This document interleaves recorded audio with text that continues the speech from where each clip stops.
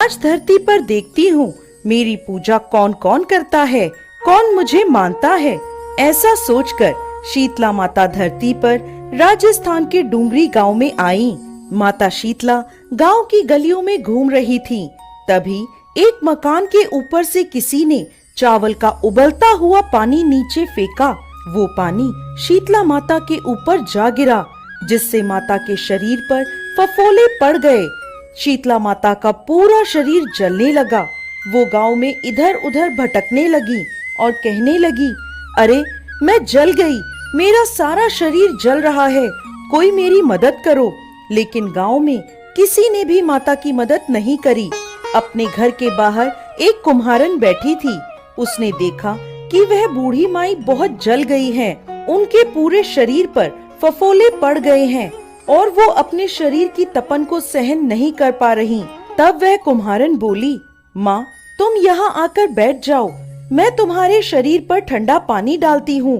तब कुम्हारन ने उस माई पर एक करवे से ठंडा ठंडा पानी डाला और बोली, माँ मेरे घर में रात की बनी राबड़ी रखी है, तुम वो खा लो। जब उस बूढ़ी माई ने वो ठंडी राबड़ी और दही खाया तो उसके शरीर को ठंडक मिली।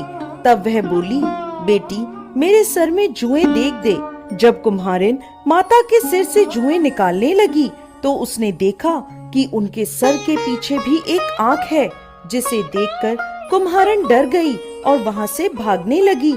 तब वह बूढ़ी माई बोली, रुक बेटी, डर मत, मैं भूत प्रेत नहीं हूँ, मैं तो शीतला देवी हूँ। तब माता ने अपना असली रूप धारण कर लिया। माता के दर्शन कर कुम्हारन रोने लगी। माता बोली, तू क्यों रो रही है? कुम्हारन हाथ जोड़कर माता से बोली, माता मेरे घर में चारों तरफ दरिद्रता है, मैं आपको कहाँ बिठाऊं? मेरे घर में ना कोई चौकी है और ना ही आसन।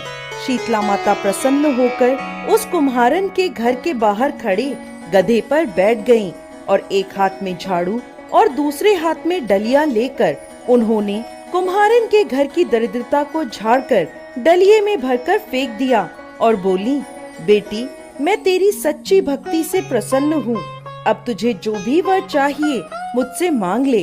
तब कुम्हारन हाथ जोड़कर बोली, माता आप इस गांव में स्थित होकर रहिए।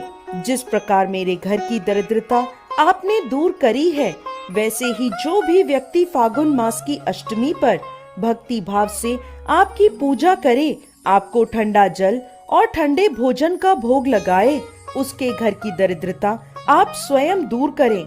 माता ने उसे तथास्तु कहा और बोली, तू इस करवे का जल अपनी झोपड़ी पर छिड़क लेना। कल सारे नगर में आग लगेगी, लेकिन तेरी झोपड़ी नहीं जलेगी। ऐसा कहकर माता अंतर्ध्यान हो गईं। कुम्हारन ने ऐसा ही किया। रात हुई तो सारी नगरी में आग लग गई, पर कुम्हारन की झोपड़ी बच गई। यह देखकर नगर के राजा ने कुम्हारन को बुलवाया और उससे पूछने लगे, कुम्हारन सारे नगर में आग लगी, लेकिन तेरी झोपड़ी कैसे बच गई? तब कुम्हारन ने राजा को शीतला माता की कृपा की सारी बात बता दी और बोली, मुझ पर शीतला माता की कृपा हुई है। उस दिन से राजा ने पूरे नगर में ऐलान करवा दिया कि अब से शीतला अष्टमी के दिन किसी भी घर में चूल्हा नहीं जलेगा और हर घर में शीतला माता को बासी भोजन का भोग लगेगा। हे शीतला माता, जैसी कृपा आपने उस कुम्हारन पर करी, वैसे ही इस कथा को कहते, सुनते और हुक्म